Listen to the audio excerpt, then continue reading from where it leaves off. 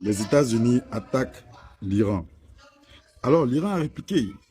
Mais le souci, c'est pas ça. C'est que le président de la Corée du Nord, Kim Jong-un, est rentré dans la danse. Et écoutez bien ce qu'il dit. Il avertit. Trump, j'ai appris que tu menaces Iran de guerre. Depuis, j'attends que tu mets cette menace en exécution. Et tu verras ma colère. Je veux pas faire les menaces en l'air. S'il y a une seule chose dans quoi je suis bon, c'est l'action.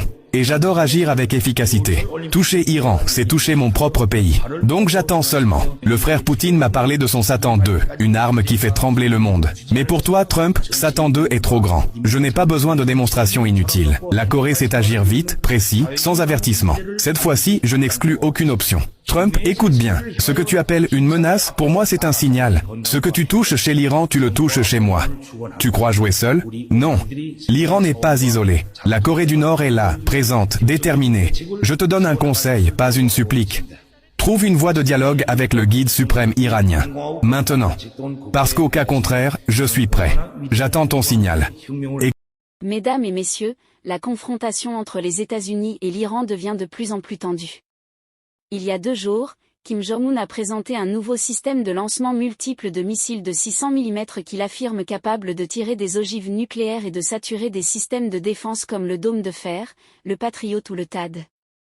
Selon lui, ces armes pourraient lancer des frappes massives et précises capables de causer d'énormes dégâts, même avec des charges conventionnelles, notamment contre des bases militaires, des ports ou des centres de commandement. Dans des villes proches comme Séoul ou d'autres zones densément peuplées, une attaque saturante pourrait détruire des infrastructures critiques et provoquer de nombreuses victimes.